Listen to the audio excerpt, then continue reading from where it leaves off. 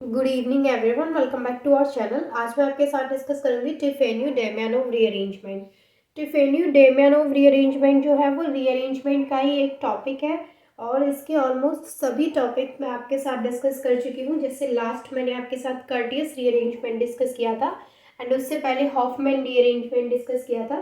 तो जितने भी इसके टॉपिक्स थे मैं सारे कवर करा चुकी हूँ। अब जो हमारा लास्ट रह गया है वो ये है टिफेन्यू-डेमियानोव रीअरेंजमेंट। तो इसमें क्या होता है, इसमें जैसे हमने यहाँ पे एमीन लिया है, ठीक है, हमने यहाँ पे प्राइमरी एमीन लिया है और उसको हम यहाँ पे रिएक्ट कराएंगे नाइट्रस एसिड के साथ में। तो देखते हैं क्या प्रोडक्ट मिलता है। देखिए ये है हमारे पास यहाँ पे एमीन, इसको हम HNO2 के साथ में रिएक्ट कराएंगे। HNO2 के साथ में जब हम इसको रिएक्ट कराएंगे तो सबसे पहले मैं इसकी एक बेसिक चीज़ बताती हूँ कि जो डेमियानोव रीअरेंजमेंट है इसमें होता क्या है। इसमें क्या होता है कि जो कार्बोकेटाइन बनता है, पहले कार्बोकेटाइन में 1-2 माइग्रेशन होता है। तो हम ऐसे भी बोल सकते हैं कि 1-2 migration is initiated through formation of carbocation. तो यहाँ पे कार्बोकेटाइन का फॉर्मेशन होगा, देन यहाँ पे 1-2 माइग्रेशन होगा, देन हमें यहाँ पे प्रोडक्ट मिलेगा। तो यहाँ पे सबसे पहले क्या होता है, जैसे हमारे पास ये है एमीन, हमने उसको नाइट्रस एसिड के साथ में रिएक्ट करा दिया है। अब ये यहाँ पे HNO2 के साथ में हमने इसको रिएक्ट कराया, तो यहाँ पे क्या होगा, देखिए यहाँ पे जो हमें नेक्स्ट प्रोडक्ट मिलेगा वो इतना पार्ट तो सेम रहेगा as it is CH2 CH CH2, यहाँ पे भी सेम CH2 CH2, ये सेम है। और यहाँ पे क्या हो जाएगा N ट्रिपल बॉन्ड N, क्योंकि HNO2 के साथ रिएक्ट किया है तो यहाँ पे एक और N आ गया और यहाँ पे इस पे हमारा प्लस चार्ज आ जाएगा।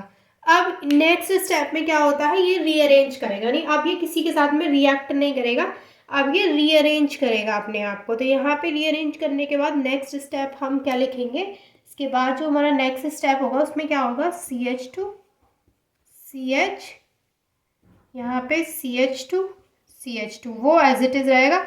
अब देखिए यहाँ पर ये वाला जो CH2 है, अब यहाँ से क्या होगा, जो दो N है यहाँ पे, जो N2 है वो बाहर निकल जाएगा। तो N2 बाहर निकल जाएगा तो इस कार्बन की जो वैलेंसी वो इनकम्प्लीट हो जाएगी, तो कार्बन पे क्या आ जाएगा, प्लस चार्ज आ जाएगा। तो ये बन गया हमारे यहाँ पे कार्बोकेटाइन, ठीक है, क्योंकि कार्बन पे प्लस चार्ज आ गया तो ये कार्बोकेटाइन बन गया, ये N2 यहाँ से निकल जाएगा। तो ये हमारा सेकेंड स्टेप होगा जिसमें कि N2 निकलेगा। अब इसके बाद यहाँ पे क्या होगा, 1-2 शिफ्ट होगा। 1-2 शिफ्ट कैसे होगा, यहाँ पे होगा हमारा 1-2 शिफ्ट।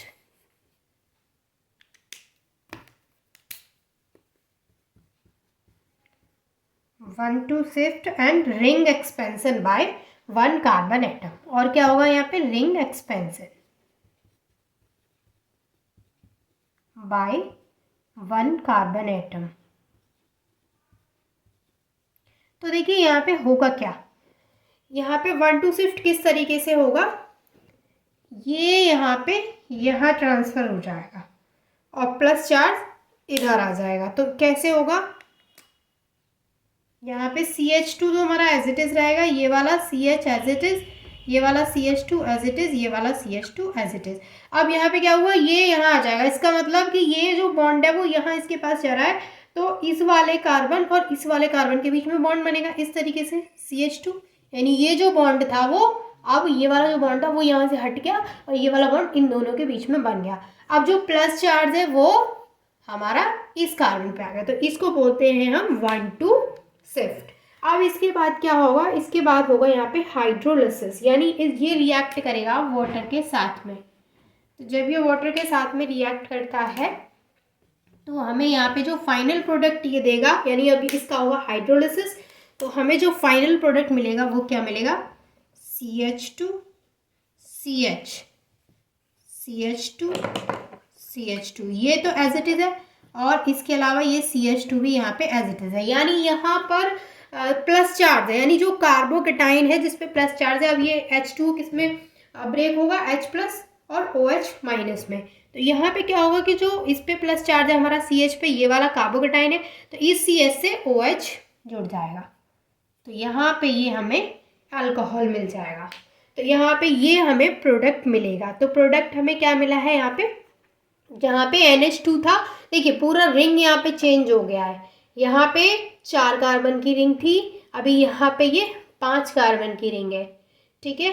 तो ये हमारा हमारा रिएक्टेंट था और उससे ये हमें प्रोडक्ट मिला है, और ये इतने सारे स्टेप्स को फॉलो करके यहाँ पे हमें अल्कोहल मिला है। तो यहाँ पे एमीन से अल्कोहल बनता है। और डेमियानोव रीअरेंजमेंट में क्या होता है, तो सिंपली इतना याद रखिए कि 1 to माइग्रेशन होता है, और कार्बोकेटाइन बनने के बाद, जैसे यहाँ पे कार्बोकेटाइन बना तो यहाँ पे 1 to शिफ्ट होता है, रिंग एक्सपेंशन होता है 1 कार्बन एटम के द्वारा, और यहाँ पे फिर बाद में हाइड्रोलिसिस करके वो हमें फाइनल प्रोडक्ट जो दे रहा है वो अल्कोहल दे रहा है।